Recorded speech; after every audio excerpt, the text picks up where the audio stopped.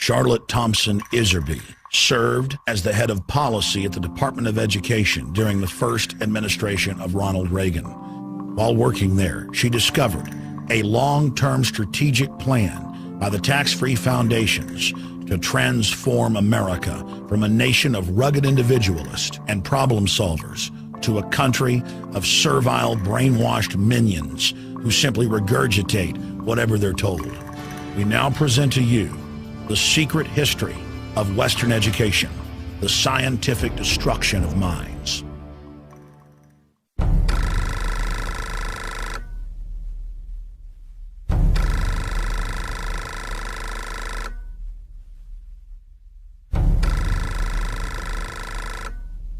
The minutes reveal that in 1910, the Carnegie trustees asked themselves this question, quote, is there any way known to man more effective than war to so alter the life of an entire people? For a year, the trustees sought an effective, peaceful method to alter the life of an entire people. But ultimately, they concluded that war was the most effective way to change people. Oh, God.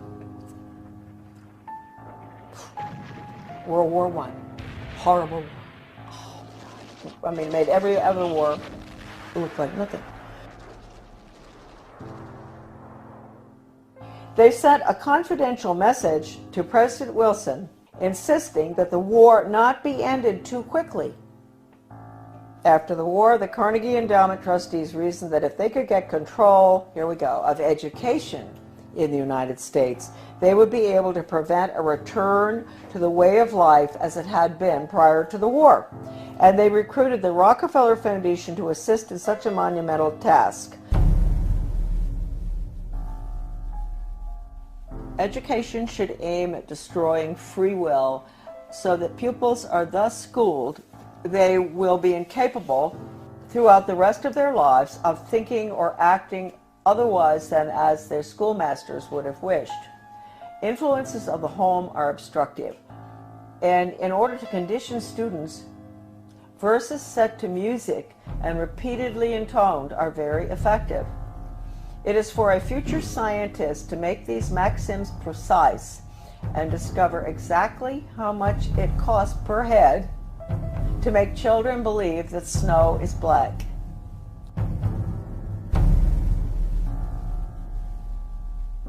When the technique has been perfected, every government that has been in charge of education for more than one generation will be able to control its subjects securely without the need of armies or policemen. End quote. Young people cannot be trusted to form their own opinions. It's our job to tell them.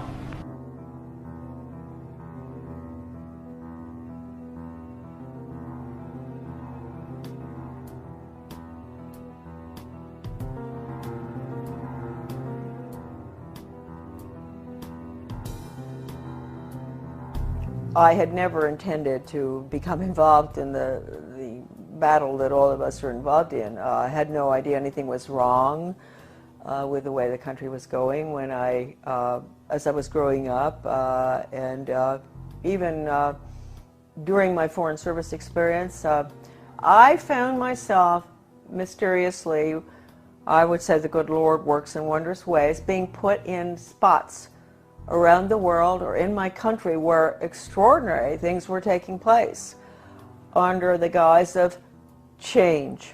And we've all heard that so much, you know, from the Obama administration, Bill Clinton, he was the first one to mention change agents, etc.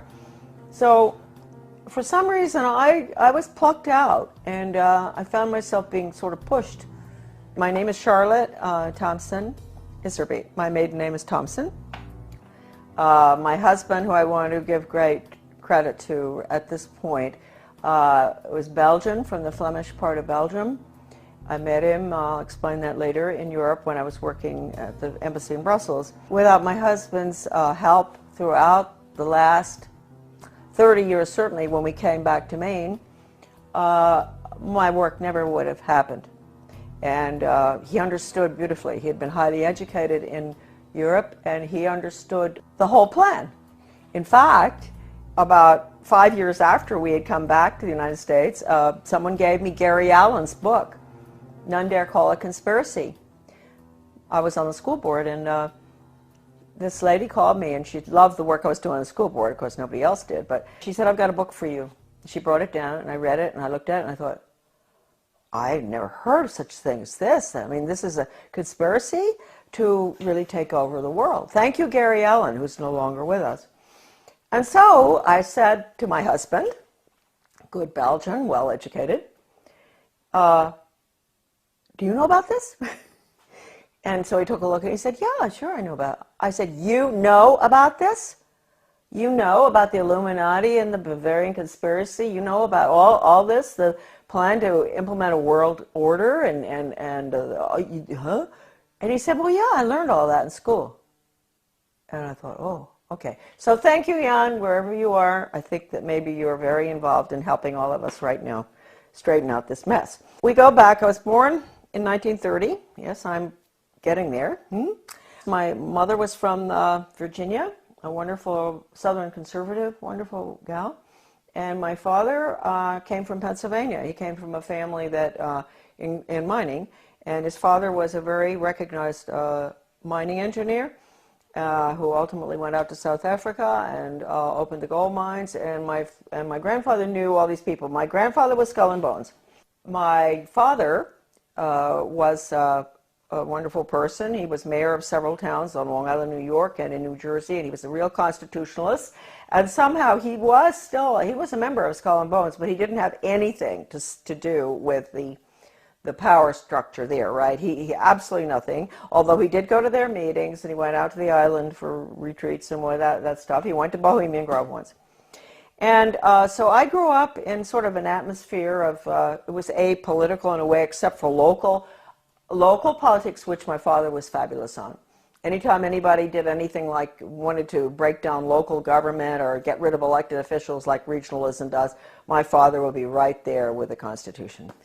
So anyway, I went to private schools, and I got out of prep school in Wellesley, and I decided I really didn't want to go to college. A lot of people thought it was a mistake. I wanted to go to business school instead. I was tired of somehow I had a bad feeling about things that were being pushed in the prep school. Like I was a member of World Federalists. I was falling for this junk. But somehow I didn't want to continue that. So instead of going on to Smith or Vassar or what, I went to Catherine Gibbs Business School in New York City. Wonderful, wonderful, difficult school.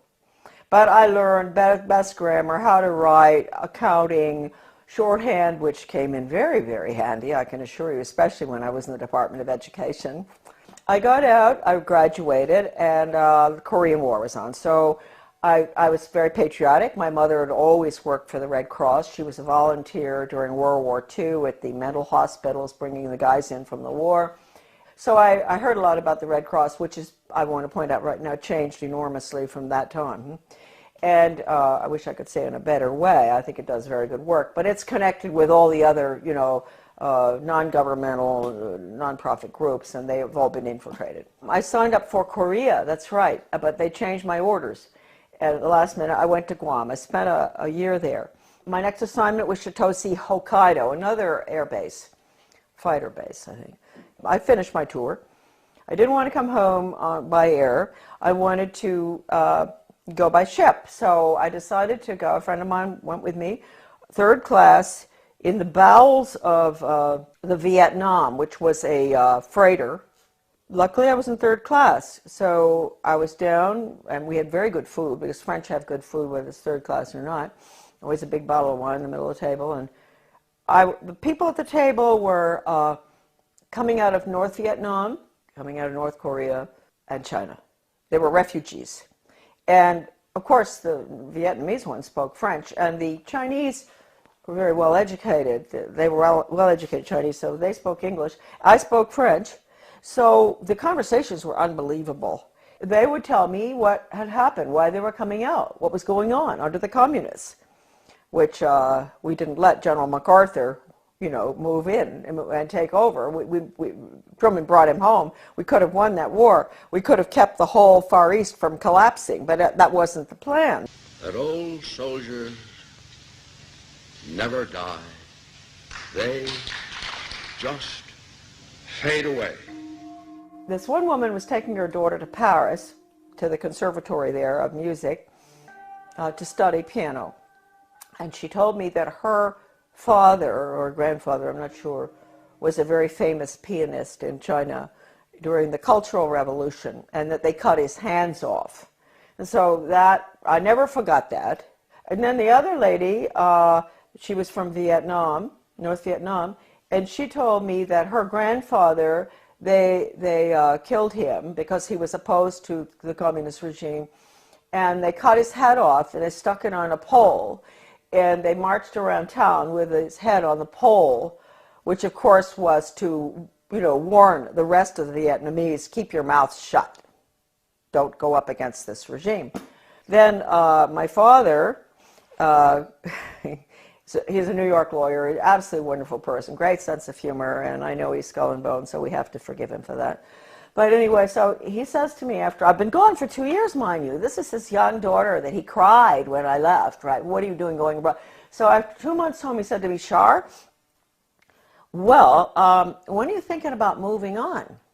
And I thought, God, I've only been home 2 months. I've been gone for over 2 years, and they want me out of here. And I thought, well, I guess he's right. I better not hang around home forever.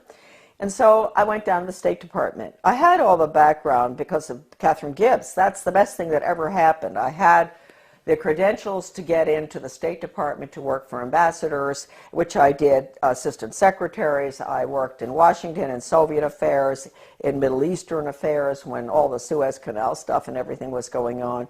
I took dictation from John Foster Dulles. I'll never forget once when he was, this was really during the tremendous problems with the Suez Canal and everything, and he had Golda Meir and the ambassador from Israel, to the United States there. This is so funny because I was taking shorthand, and so all of a sudden someone kicks me under the table. Golda Meir, she's kicking her friend, the ambassador of the United States, whose name I can't recall right now, and kicked me instead. And I said, oh, gee. And she said, oh, I'm so sorry. She said, he's dictating too fast. He's a very good friend of hers. Dictating too fast. There's no way you can get it. So anyway, those are little funny stories about the State Department. But anyway, and then I was in Soviet affairs. I saw very strange things there. I went to South Africa. I worked for the ambassador in South Africa. Fascinating, because my father and my grandfather actually had lived in South Africa. Then I got sick and I came back to the States, and then they assigned me to work for Ambassador Douglas MacArthur Jr. That's the nephew of the general, and in Brussels. He was a wonderful man. He was not easy to work for, but he was a wonderful person, good American. And that was at the time, again, you see where these things kept happening in my life. This was the Belgian-Congo crisis, and in Katanga. And I was there. I saw all the cables coming in regarding the UN troops and how they were raping citizens and nuns, and people were dying and all. So I was there in Brussels. Here I'm learning, Charlotte's learning, that the UN isn't what people think it is. And all these cables coming in. I meet my husband. I meet him on a train going skiing. That's how I met my husband.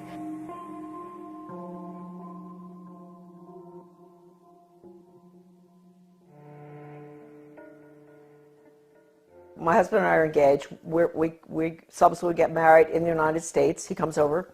Then we go back to Belgium, and we're there for about 4 years. And then from there we go again to a hot spot, which I didn't realize. I'm talking about the weird things that happened.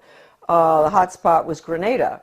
I could see then from our house overlooking the bay, the lagoon in St. George's, all this activity. Boats coming in with strange flags. Stokely Carmichael came down there to sort of stir up the pot to get the Grenadians, mad at the rich, nasty capitalists who owned these yachts and all. It was really getting bad there. And I knew the political situation well because we had Grenadians working on the boat. I had a lot of Grenadian friends in government as well. Anyway, we left. We were there about 5 years. And then when we left, I remember telling our Grenadian friends, you're going to have trouble here. There's troubles coming. And of course it did. In 1984 4, I guess. That was one good thing Ronald Reagan did, which I was opposed to because it was a UN move, but he saved a lot of my friends from being killed by the Soviet regime in Grenada by moving in there to protect, so-called protect American students. But it was really the oil pipelines, I think, of Rockefeller that we were protecting. We're in Grenada. We go back to the United States. I put the children in public school. So here we go. I had no idea that education would be any different from sort of what I'd had. I had had a good education, a private school education, but I didn't know. And so they go into the public school system in Camden, Maine, and in retrospect, I believe that that was a pilot school, one of them for the whole country, for changing our education system from an academic, classical educational system to brainwashing for the international socialist government.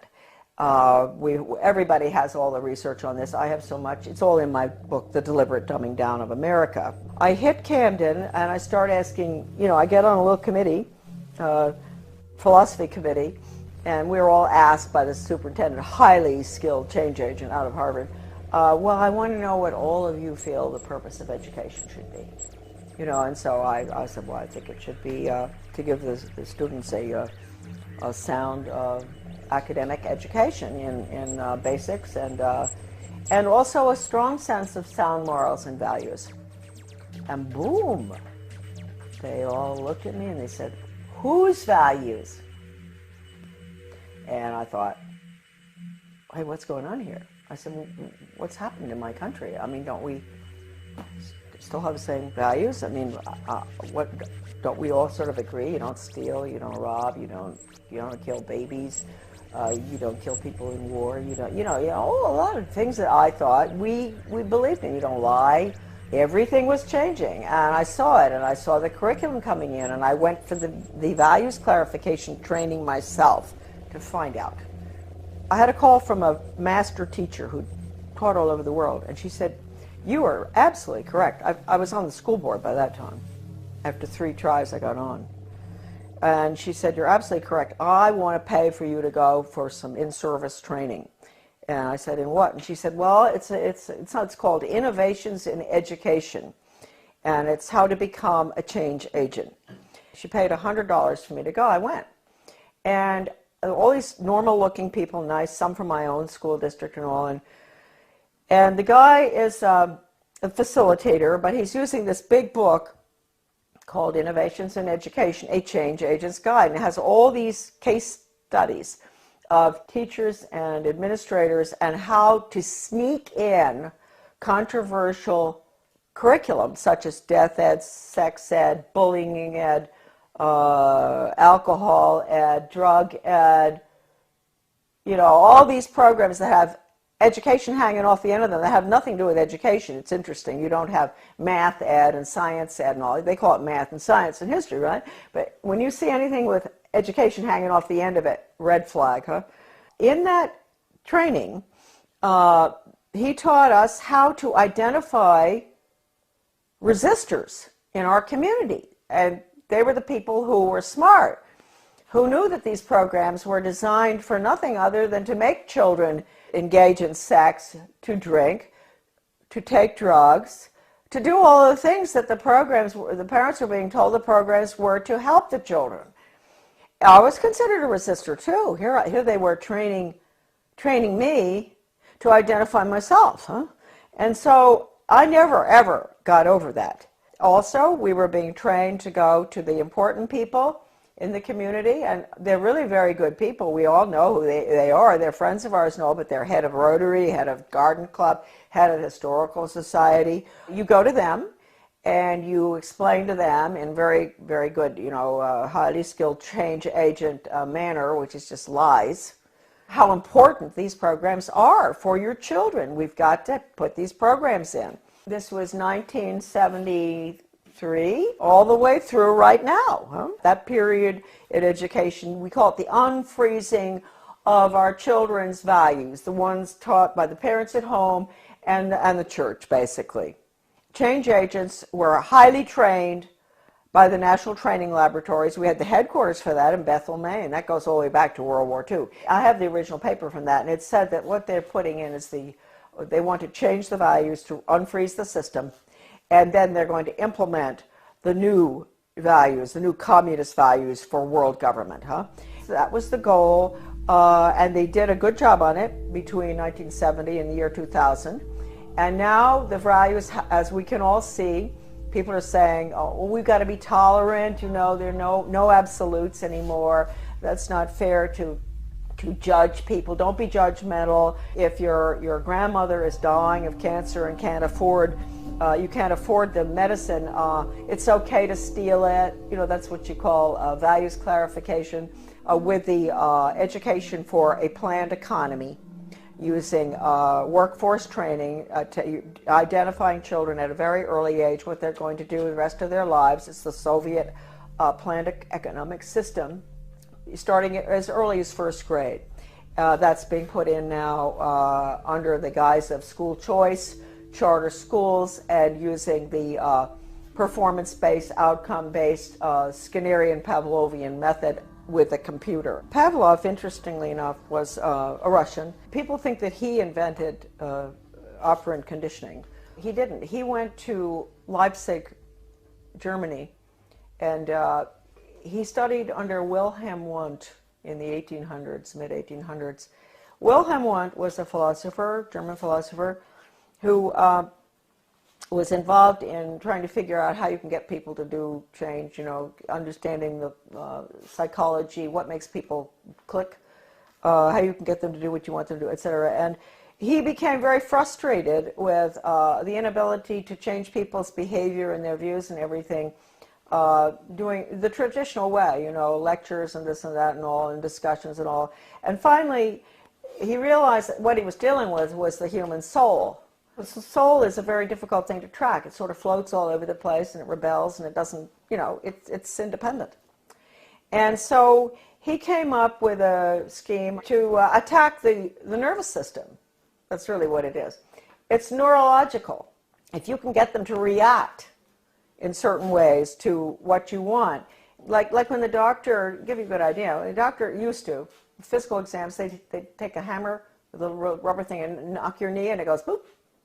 So he figured, well, you know what? We can operate on that thesis, where we attack the nervous system, and it's a stimulus response thing. So you have to provide the stimulus in order to get the response. Well, if it was dog training, the stimulus would be a dog biscuit or something, and ultimately, when the dog sees you taking the biscuit out of the box, he's going to do what you want, right?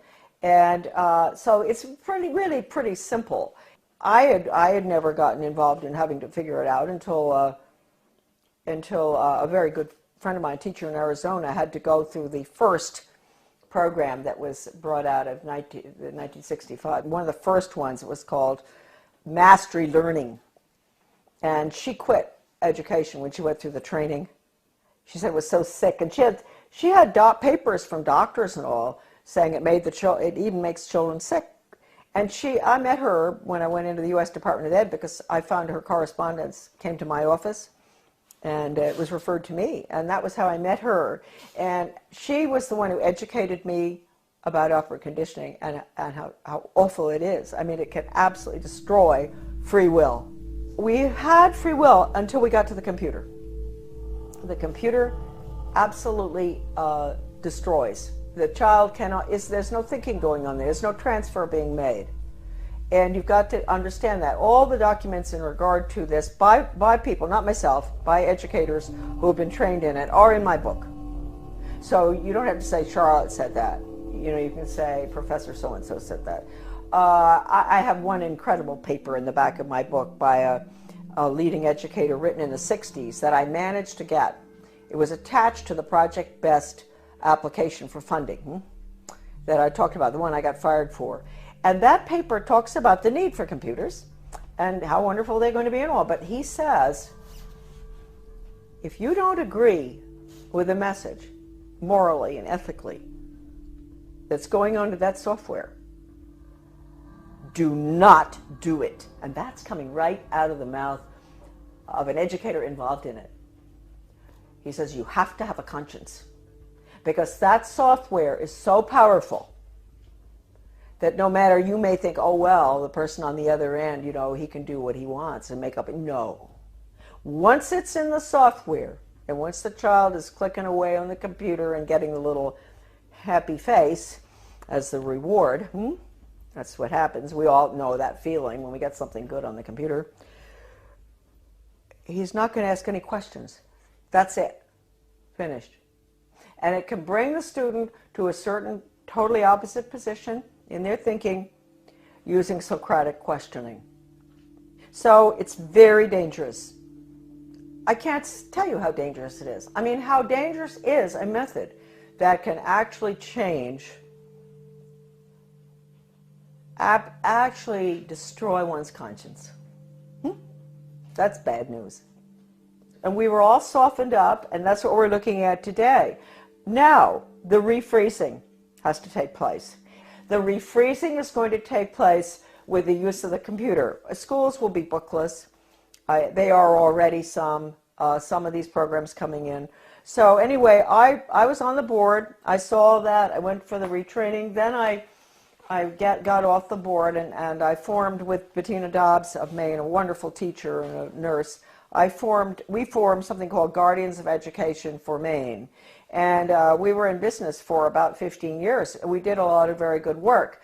In 1980, I went to work for Ronald Reagan, and I worked there for 2 years until I was fired. Right. But I had worked hard for him from 1978 to get him elected. Right. And then in 1980, because of the work I'd done and the work in education, I got an appointment in the U.S. Department of Education. Because the people in Washington, with the conservatives, they were good back then. They're not anymore. They were very impressed by the work I'd done in Maine on education. So they pulled me down and put me in the U.S. Department of Ed in what was the most important slot probably in the world in education. I know people out there are shaking their head and say, why would they put her there? She doesn't have a college education, right? Why are they putting her in there? Well, they knew, first of all, Reagan had promised to get rid of the Department of Education, something he didn't do, and I will hold that against him forever, because he could have. Since that was the plan, when they were staffing the department, they didn't have to put important people in those old slots. Like my slot that I got put into would have been filled by the former president of Harvard or Stanford or something, right? Or University of Chicago. That job had been held in the past by very important people in education. But since they were getting rid of the department, it didn't make any difference. So they just plopped me in. Now talk about the hand of God, huh? And all my files were full of everything they planned on doing. And so I don't even think my boss knew this. You know, he was a so-called conservative. But he became very suspicious about me because I was always busy. Even though I didn't have a lot of work to do from him, I was always busy because I had lots of things to read. And I would stay after work. I'd stay until 2 a.m. in the morning. When everybody was gone, I'd get into everything. Sure, if it had just been the job and all the files and everything had been whisked away by these former very important educational change agent communists, Marxists, I would not have found stuff, but all the stuff was left in the office.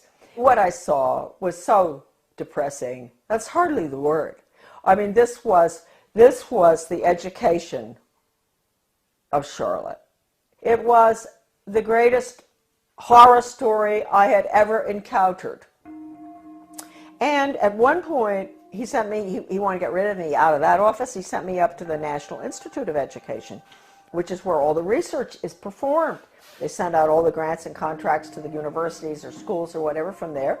I found out I was really in the belly of the beast right there, because I had access to all the computer printouts of all the grants and contracts of your money, folks, going out not just across our country, but all around the world, about how to change the education system from academics to a brainwashing using Pavlovian, Skinnerian, operant conditioning computers and workforce training for the globalist economy, the corporate fascist socialist communist government that's coming right in this minute.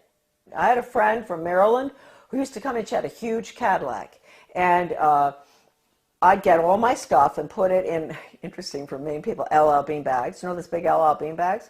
Those huge ones?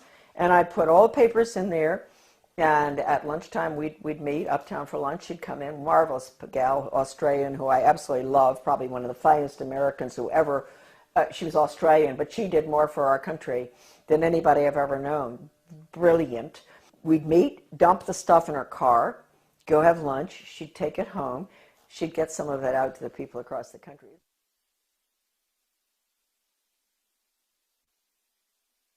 Really marvelous. Well, once I had these two big bags, and two of these major change agents at National Institute of Education, they were coming down. I was going to the elevator, and they were walking down, and I thought, oh no, you know, I've got to get out of here. So I had to go in the men's room and hide.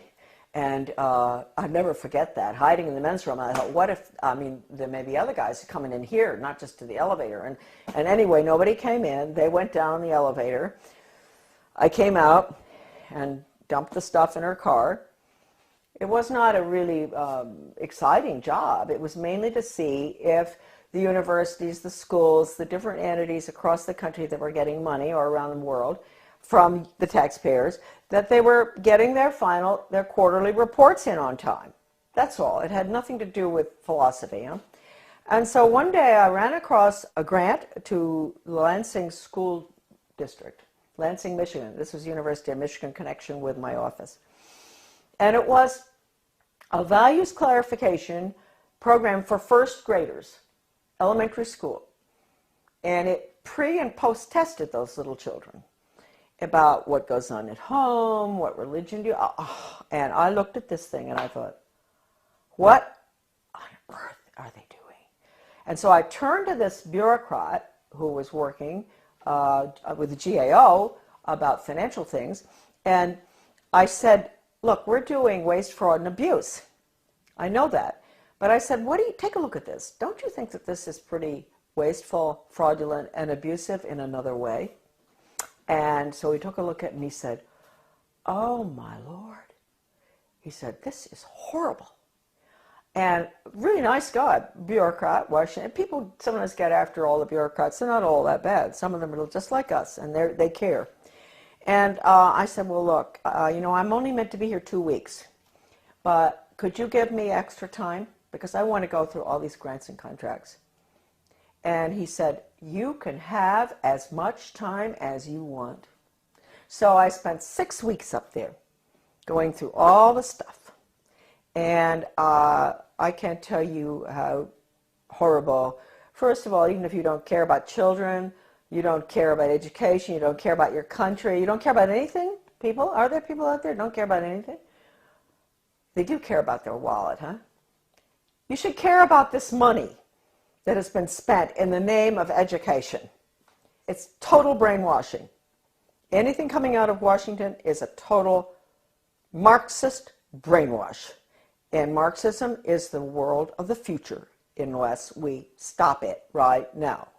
I'm fired for leaking one of these documents to Human Events. It was the one that put technology into, with the computer on, with the curriculum on it. It was a grant going out to every single state with the computer curriculum for the state. Can you imagine, designed by Washington and all the different government education associations. And within that big paper that I found, Better Education Skills Through Technology, it was called, Project BEST. I found this one paper, one thing, this was sort of a draft, and it said, what we at the federal level can control and manipulate. That's a direct quote, colon. And then it listed, this is for us at the local level because we don't know how to run our own laws, and the state. I get fired. Then I write the president, I write Reagan, and I tell him what's going on in the department. And I said, you would be shocked if you knew. This place has got to be shut down, etc. And it was a long letter. I explained everything, that the U.S. Department of Education is a Marxist factory designed to destroy any semblance of good values, academics, etc., and to make sure our children march blindly into a socialist communist world government. That's the goal of the U.S. Department of Education. They didn't want, anyone to know that Ronald Reagan had that letter. So I never got a reply. I tried to. I called Ed Meese. I went home, called Ed Meese, who was the chief counselor or whatever in the White House, and I said, I want to talk to you all. I want an answer to that letter. Finally, I went down and talked with Ed Meese's aide, Ken Cribb, and I said, he patted me on the shoulder, you know, that way they do that. Oh, Charlotte, aren't you pleased to know the president got your letter? That's an admission right there. I know he got it because John Lofton, a journalist at that time in Washington, called his office, the White House, back in 1983 or something, and asked. And they said, yes, it's on his desk, and he's marked it up. So let's get that straight. He had it. The purpose of that letter was to make sure that that department is abolished and the American public education is returned to its original status, run at the local level and with elected school board members and with no influence whatsoever from the federal or international level. That's how it should be. It was the best education system in the world. That's what I was asking for. Anyway, it didn't happen. That letter to Reagan, again, is on my website, Deliberate Dumbing Down, under a PDF. I wrote in 1985 a book called Back to Basics Reform or Skinnerian International Curriculum. And to make sure people read this little 39-pager, I decided to put an asterisk so that they didn't really have to read it. I put an asterisk which said, necessary for United States participation in a one-world socialist government plan for the early years of the 21st century. When the conservatives, the neocons, let's call them that, not Goldwater people, when the neoconservatives, Heritage Foundation, all of those groups, I'm sorry folks, when they saw that book, they boycotted it. They boycotted that book, which told Americans exactly what I just told all of you, what I'd seen, and that we had to get rid of the department. And it all happened under Ronald Reagan. You call it what you want, corporate fascism, socialism, communism, planned economy. You call it what you want. What is it? It's really, it's horrible. Your children have no upward mobility whatsoever. I told you earlier. I said, yeah, they're put into a slot early on. The government and the schools, they decide what your child is capable of doing the rest of his life. He might be able to sneak out of that sometime if he's brilliant and do his own thing, but it's unlikely. So it's fixed. This is the end of upward mobility for our children, end of freedom for this country. Planned economy is the end of freedom. It's a failed system, but there are people at the top who live very well by it. And then I find out that Ronald Reagan has signed an agreement with Gorbachev to merge the two education systems. Well, you can't tell me that conservatives didn't know that was going on, because I know some who were at Geneva when this happened. And they didn't do anything about it, but we found out. And so we fought this United States-Soviet Education Exchange Agreement. The Carnegie Corporation also signed agreements. Basically, most of that was to do with computers and technology and critical thinking for little elementary school children. Those agreements were signed. We raised $5,000 to put an ad in the Washington Times to expose that. It was called Educate is Worse Than Watergate or something. And but again, we got no support because that information wasn't meant to get out. Then, about 4 years after the fact, my little article was called Soviets in the Classroom, America's Latest Education Fad, that nobody would touch. The conservatives, all the different conservative groups, media and all, would not publish it. And all of a sudden I got a phone call from a wonderful man by the name of Robert Morris. He was a judge from New Jersey. He calls and he said, I'm now the president of America's Future. And I had tried to get this article published by America's Future, Soviets in the Classroom. And I couldn't get it published. It was interesting because America's Future used to do a lot of articles on bad textbooks and everything in the United States. And I thought surely they would be interested in the United States-Soviet textbook agreement too, and exchanges. And I was sure but no, they would not publish it. So this marvelous Bob Morris became president. He found my article in a drawer in the desk that was left there, the manuscript. And he read it and he thought, oh, what is this? Can you imagine? He's a leading conservative himself, very important person. He had not heard about it. He had not heard what Reagan had done. It's happened ever since 1958, when the first agreement was signed by Eisenhower with the Soviet Union at the peak of the Cold War. And then the various agreements have been signed all the way through until recently, one with China. So we have merged, and let me point out, just today, I was informed that there are forces at work in the state of Maine that are surrounding our wonderful people that we elected last November. Traditional Mainers, good, hardworking Mainers who were very upset about what's going on. They worked hard to get our governor in, a wonderful man, Paul LePage. And I want to warn all of you that out in your states, if you elected some really good people, they've been surrounded. And you've got to be very careful. You've got to let them know not to go along with any of the agendas that call for regional government or consolidation. Because regionalism, you know, the merging of services, the police forces in one town, police force merges with another one, the schools consolidate, all the little schools merge into a big one. They tell you that's to save money and all. They're lying to you because it doesn't. We know that. It doesn't save money. But what it really is, regionalism is communism. And I have an article, it's in Deliberate Dumbing Down of America. You can look up the name Zeitlin. You will see this communist writer for the Communist Daily World in the mid-70s talking about the need for the United States to implement regionalism and consolidation. It's communism. So any effort that you see out there where they use the word, they don't use the word regionalism that much anymore, they're getting smart. They use the word consolidation. They convince the people, especially in economic downturn times like right now, this tragic time we're going through, that this will save money, that it won't have as high taxes. Consolidate, consolidate, don't do it. We are the major country that's going down to communism, and the rest of the world will follow. They'll call it the global system, the international socialist global system. It is nothing but a totalitarian system. In 2002, President Gorbachev, in speaking in London, he called the European Union the new European Soviet.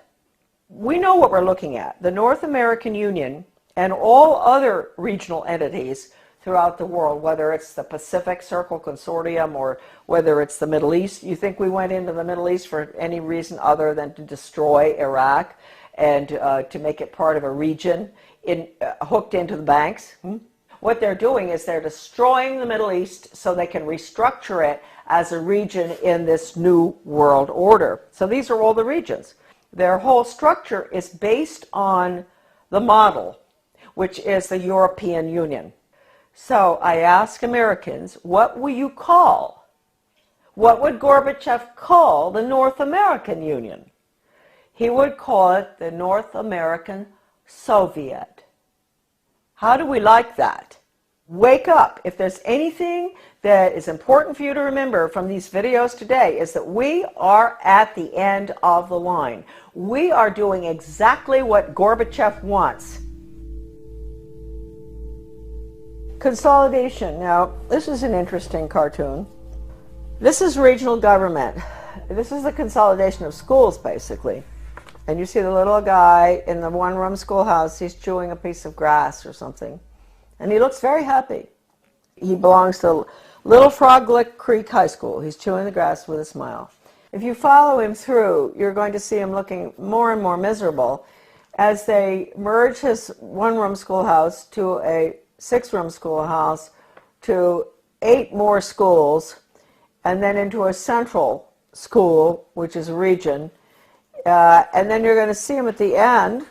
He's holding his left arm out, up like this, clenched fist, little hair, very unhappy, and his t-shirt says, Our Lady of the Benevolent Dictatorship, One World Global Training Corps. And then the last one, he has on earphones, you know, like you guys have all the time. Finally, he's smiling. He's connected to something with a wire. And it says, Interplanetary Carbon Unit reprogramming pod. Well, I saw that in a very liberal left education journal called Phi Delta Kappa. Many people will recognize that, 1983. The title of it is Consolidation, going from the small school to the central regionalized school, and which is what regional government is all about. And you can get rid of all the parochial views that the children have in the little school, where the parents can go, school board meetings just across the street, the school, and all the parents know each other, the teacher, it's a lovely atmosphere.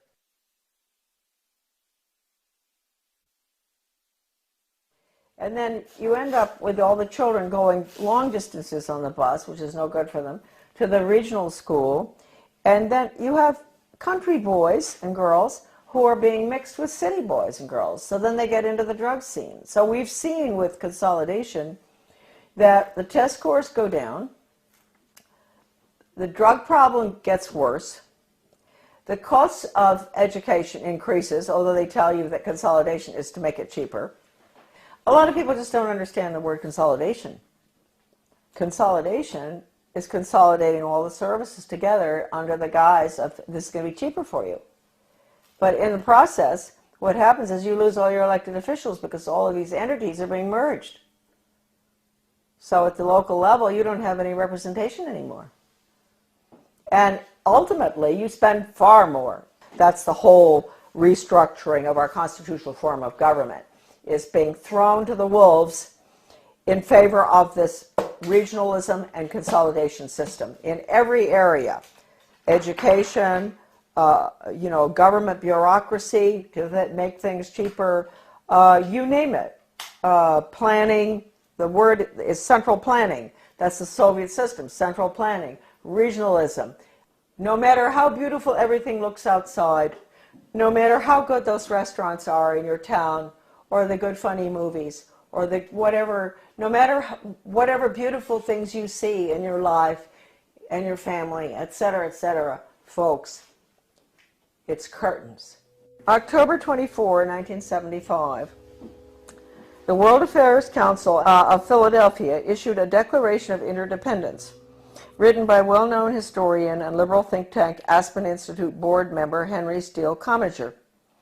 This alarming document, which called to mind President Kennedy's July 4, 1962 speech calling for a Declaration of Interdependence, Kennedy, was written as a contribution to our nation's celebration of its 200th birthday and signed by 125 members of the U.S. Senate and House. When in the course of history the threat of extinction confronts mankind, it is necessary for the people of the United States to declare their interdependence with the people of all nations and to embrace those principles and build those institutions which will enable mankind to survive and civilization to flourish.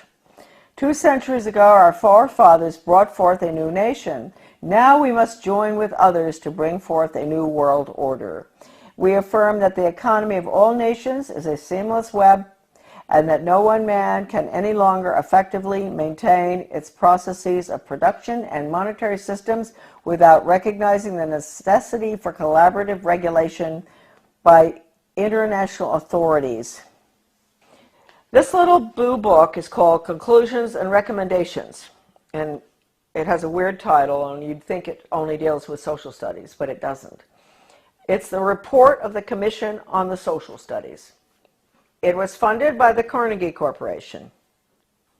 And the book virtually recommends that the curriculum all be geared towards the Soviet system.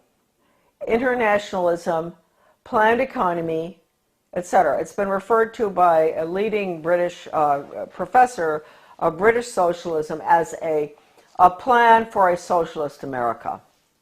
This book is at my son's website, AmericanDeception.com, thank heavens, because this is the only copy that exists in the whole world, right here. All right, so that's dated 1934. And what they're doing there is they're really talking about putting in a planned economy.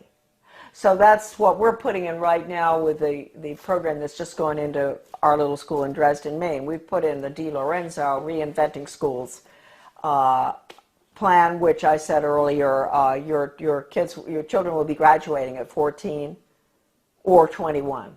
No grades, no ABCD, no kindergarten through 12th grade, because it's going to all be workforce training, and the curriculum will be based on the Malcolm Baldrige Total Quality Management Award that has only in the past been given to Cadillac and Hilton Hotels and things like that. The Malcolm Baldrige National Quality Award gets results. We're not there yet. We're continuously improving, and it's something that is so deep in our organization that the concepts and principles of Baldrige will be applied forever here. So this same Carnegie Corporation in 1933 instituted the 8-year study, which went on until 1941. That's the Skinner method, performance-based, results-based. That's all what you can do, not what you know in your head. They don't want children to think or know anything, no history. It's what you can do for the good of the global economy. And the Education Commission of the States, a very important unconstitutional regional entity which controls education in every state as well, they had a little newsletter that I used to get. And one day I was reading it, and my eyes went down to the bottom of the page, and I said something. It said, outcomes-based education is, and of course I'd always been fighting outcomes-based education, and it said was experimented with for 8 years in the 1930s and 40s by the Carnegie Corporation. It was called the 8-year study. So nothing's new, folks. If we think the outcomes-based education that which is the biggest dumbing down education system that ever happened with children graduating at 14, right? If we think that it's new, no. It came from the 8-year study, which again was Carnegie. Okay. Now Carnegie, we might as well mention this at the same time. 1965, the Elementary and Secondary Education Act, Carnegie was all involved in paying for the national assessment, which is all 60% politically correct. That's the test that all schools around the country have had to give for the past, ever since 1965. Now it is 60% politically correct. Your kids' ideas on global warming, sustainable development, a world government, the fact that the Constitution's outmoded, all that. So they paid for the national assessment. They were the ones instrumental in putting up the money for the Education Commission of the states in Denver. In your Senate Education Committee in your state, there's always going to be one person who is on the membership of the Education Commission of the states. So there'll be about 50 state people. So they get their orders from the Education Commission of the states. That's Carnegie, paid for that. In 1985, Carnegie signed an agreement with the Soviet Academy of Science. At the same time, Reagan signed the agreements with Gorbachev to merge the two education systems. Carnegie signed with the Academy of Science to develop computer courseware for elementary schools dealing with critical thinking. That was an agreement signed. That's for our children, right? In first grade, critical thinking on the computer. Reagan, Clinton, the two Bushes and all, implement the school to work agenda. That was the beginning of the planned economy under Reagan. So then Mark Tucker comes in, Carnegie. All the controversy going on in the 90s, Americans were up in arms about the destruction of their school systems. They would go in deliberately and destroy, because in order to restructure, you have to destroy. Foundation for the Advancement of Teaching, David Hornbeck, who's big on compulsory community service, compulsory. He called for that when he was the superintendent of schools in Maryland. He was commissioner.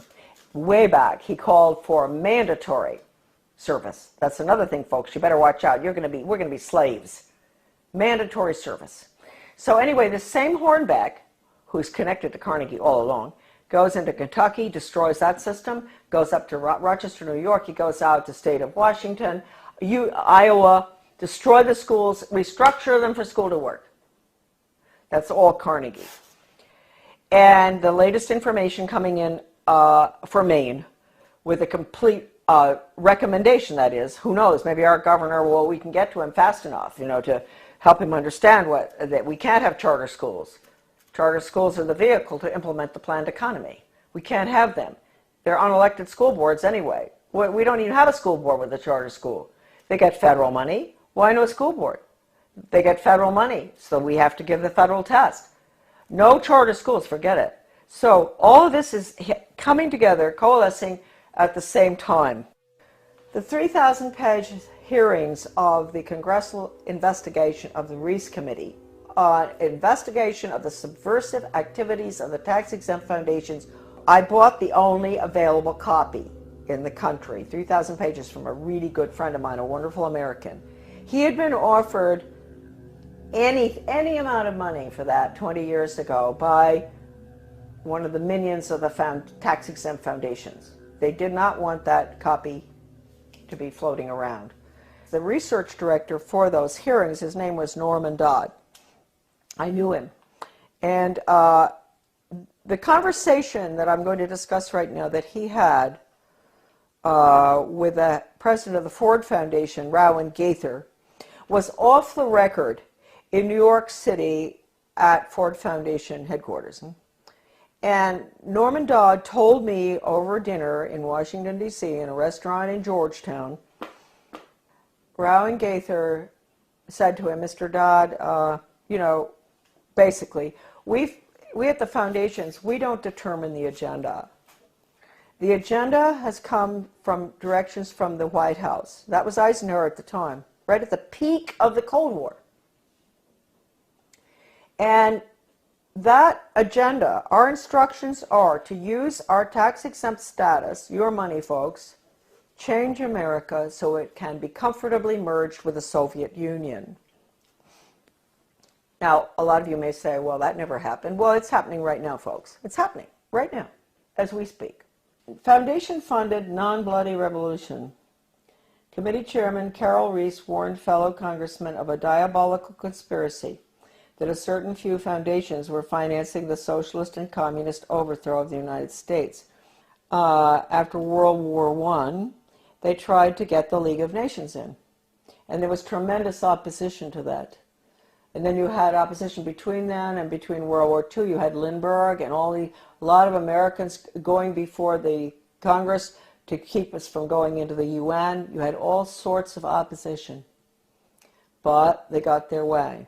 The Reese Committee learned that the Rockefeller Foundation and Carnegie Endowment for International Peace were, with tax-exempt dollars, funding leftist propaganda operations aimed at changing America through the brain, not the battlefield. Patriotism, national sovereignty, individual responsibility, and Christian beliefs were belittled, while the concepts of a one-world government, socialism, collectivism, and humanism were deemed essential for peace in the modern age. A clandestine and successful non-bloody revolution had been masterminded by some of America's most powerful and devious men who did not want to be exposed by a congressional investigating committee. The man chosen by Reese to be the committee's research director was Norman Dodd, Yale graduate, intellectual, and New York investment banker. During this writer's frequent visits to Dodd's retirement home in Keene, Virginia, he repeatedly spoke, Dodd, of his conviction that justice demanded that those foundations should be compelled to spend a like amount of dollars to undo the damage they have done to America, end quote. Dodd sent committee questionnaires to numerous foundations, and as a result of one such request, Joseph E. Johnson, president of the Carnegie Endowment for International Peace, invited Dodd to send a committee staffer to Carnegie's headquarters in New York City to examine the minutes of the meetings of the endowment's trustees. Now, this is Carnegie we're talking about, the one I always go after. These minutes had long since been stored away in a warehouse, and obviously Johnson, who was a close friend of former Carnegie president and Soviet spy Alger Hiss, had no idea what was in them. Don't forget, Alger Hiss headed up the UN in San Francisco. He was the head of the whole thing, world government. The minutes reveal that in 1910, the Carnegie trustees asked themselves this question, quote, is there any way known to man more effective than war to so alter the life of an entire people, end quote. This is in the minutes. For a year, the trustees sought an effective, peaceful method to alter the life of an entire people. But ultimately, they concluded that war was the most effective way to change people. Oh, God. World War I, horrible war. Oh, God. I mean, it made every other war look like nothing. Consequently, the trustees of the Carnegie Endowment for International Peace next asked themselves, quote, how do we involve the United States in a war? And they answered, quote, we must control the diplomatic machinery of the United States by first gaining control of the State Department. Now, don't forget, this is 1910. Norm Dodd said that the trustees' minutes reinforced what the Reese Committee had uncovered elsewhere about the Carnegie Endowment.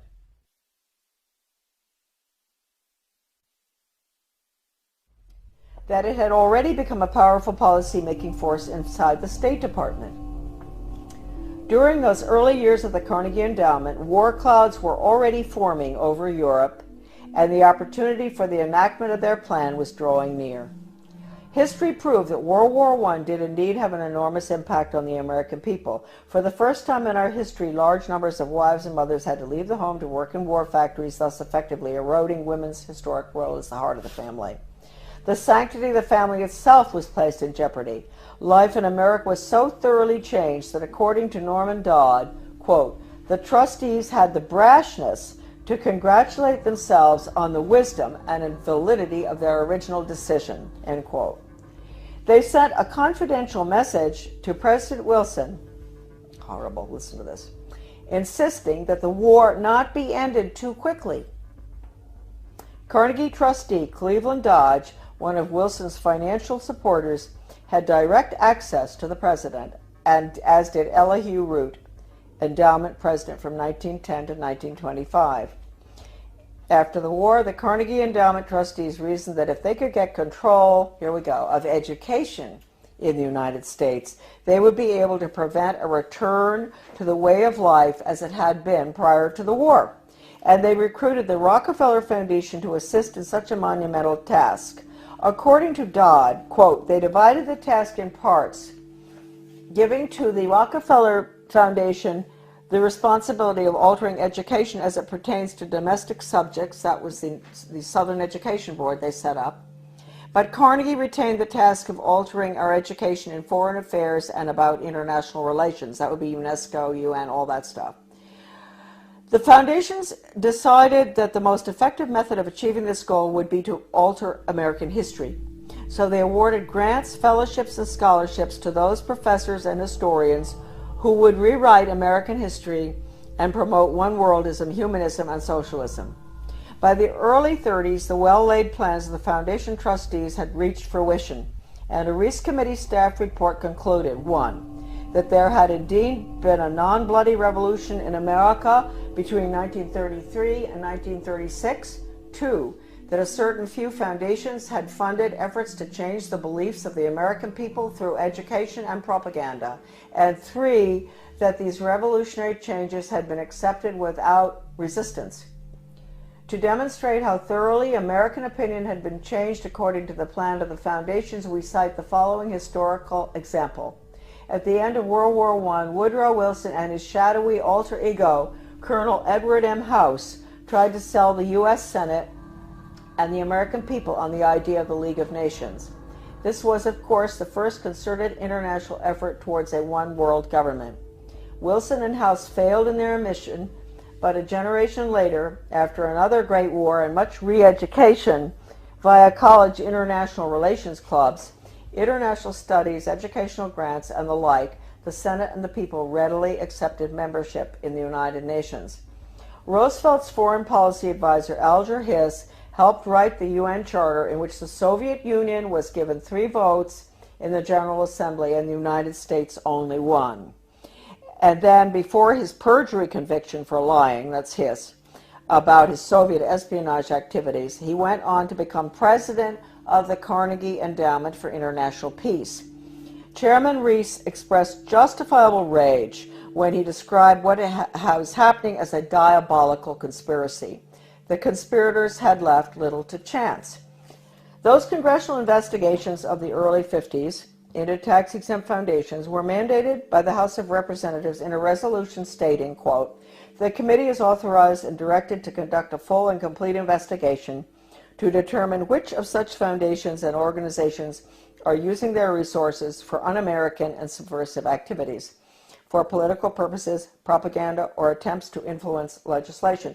Now, folks, I want to tell you, the 3,000 pages of testimony, Reese Committee hearings, is at my son's website, AmericanDeception.com. The person I bought the hearings from, the transcript, was offered 20 years ago any amount of money for that 3,000 pages. The foundations wanted it back. It was the only copy left available. And he would not sell it to them. So my friend sold it to me. My friend knew Norman Dodd very well. He sold it to me for $3,000, which is really cheap. All right, a dollar a page. He'd been offered any amount. They said, "We'll pay you anything. You name it, anything. We want that copy." So it's now on the web for everybody to read. All right, now we'll continue. The congressional investigations, right. To determine which of such foundations and organizations are using their resources for un-American and subversive activities, for political purposes, propaganda, or attempts to influence legislation. The tax-exempt status granted to foundations by the Congress of the United States is a special and powerful privilege subsidized by the American taxpayer. Therefore, Congress has not only the authority but also the obligation to investigate how tax-exempt funds are spent. This should be the next investigation. Ron Paul should do this one, after the Federal Reserve. The Ford Foundation, largest of all the foundations, balked when it received a preliminary questionnaire from the Reese Committee. H. Rowan Gaither, president of the multi-billion-dollar foundation, summoned committee research director Dodd to foundation offices in New York City. At the meeting, Gaither asked, "Mr. Dodd, we invited you to come here because we thought that perhaps off the record." You see, that's why it's not in the transcript of the hearings, what I'm reading you now. This was off the record in the office in New York City. "We invited you here because we thought that perhaps off the record you would be kind enough to tell us why the Congress is interested in the operations of foundations such as ours." Gaither answered his own rhetorical question with a startling admission. "Mr. Dodd, all of us here at the policy-making level of the foundation have at one time or another served in the OSS, the Office of Strategic Services, the forerunner of the CIA, or the European Economic Administration, operating under directives from the White House. We operate under those same directives. The substance of the directives under which we operate is that we shall use our grant-making power to so alter life in the United States that we can be comfortably merged with the Soviet Union." End quote. Stunned, Dodd finally replied, quote, "Why don't you tell the American people what you just told me? And you could save the taxpayers thousands of dollars set aside for this investigation." Gaither responded, "Mr. Dodd, we wouldn't think of doing that." In public, of course, Gaither never admitted what he had revealed in private. However, on numerous public occasions, Norman Dodd repeated what Gaither had said and was neither sued by Gaither nor challenged by the Ford Foundation. The latest article that I've written with Debbie Niwa, a wonderful researcher, a magnificent person and brilliant, did all the graphics and formatting and a lot of her own research as well on change agents and how they brought Americans to have a totally different mindset using all of the sensitivity training on. Debbie had some fantastic research of hers is in that article. As well as at the end of writing it, we came across extraordinary quotes from C.S. Lewis, who points out that if you substitute workforce training for education, that's the end of civilization. It's the end of the human being as an entity opposed to being an animal. It's the end of the human soul. It's the end of the conscience. And we have all of the evidence from educators and change agents, articles saying that the computer is fantastic for changing values. An educator with the World Institute for Computer Assisted Instruction, his name is Dustin Houston, where he talks about, won't it be wonderful when the child in the smallest school, most remote area in the country, can have the curriculum developed by the world's finest psychologists, and nobody can get between that child and the curriculum. Parents, wake up. That means you, parents, you can't get between the child and that curriculum. You can't control anything anymore. You've lost it. This is going in right now. And they say this works too. What works? I always wondered when I saw this stuff titled What Works in the U.S. Department of Ed, and I didn't pay too much attention. And one day I picked it up, something, and what works? Yeah, dog training works. If you reinforce, if you give rewards and all. And mind you, folks, the rewards are being passed out galore all over our country now, not just in education. In my former town of Bath, the police, the community-oriented policing system, the police are giving rewards to citizens who do good deeds. They give them a little medal. They see them help an older lady across the street who has groceries. The police determine what the good deed is. She gets a medal. That's a reward. That's conditioning. That's operant conditioning. You can end up with a society that never does anything for the sake of it being right. And they're never going to take a stand against anything unless it's approved by the government. So that's going to be the result of operant conditioning. It's throughout our community right now. The Secretary of Education, Arne Duncan, when he was in Chicago, with the Chicago schools, he even recommended paying students for good grades. Now, that's why teachers are up in arms about merit pay, performance-based pay. That's the same thing. They're going to pay the teachers for students getting good test scores. Now, wait a minute. First of all, you might think that sounds good. No, you got to ask yourself, what's the test? It's hard to believe that anybody would deliberately do this to children, but they are. They're evil people, and their agenda has been evil ever since this book was written. This is it. Proofs of a Conspiracy by John Robison, great Scottish scholar back in 1798. He was a Scottish Freemason, and he went to France and studied, French Orient Masonry, and was so shocked by what he saw, it was so much worse than the Scottish Rite, that he went back and wrote that book, which he actually did give a copy to George Washington. That book is like a global education textbook being used in the American schools right now. It talks about 1798. This is after the French Revolution. Get rid of royalty, get rid of religion, get rid of the family. That's basically what's in the book. They talk about dropping borders. Sounds just like a global ed curriculum. Turning the children against their parents. It's pure communism. That's why I say that now, basically, the only thing that we can do, certainly with education, which is being turned into nothing but corporate school-to-work agenda, using the Soviet-Cuban Polytech system, where they pull the children out, send them over to the cigar factory, at noon to learn how to make cigars. The same thing here. That's being put in. It's been in the works for 30 years. The nail is going in the coffin right now. It's coming out of Europe. It's the program that's going through Maine right now is called Reinventing Education. De Lorenzo. This is all in my article, The Death of Free Will. All of this documentation about the final nail in the coffin, which will be school to work across the board for global corporate profits. Our children are nothing but human resources and guinea pigs to be trained like animals. Animal training using Pavlov, Skinner, all of which was brought into the United States by, we'll get on to, the order at Skull and Bones.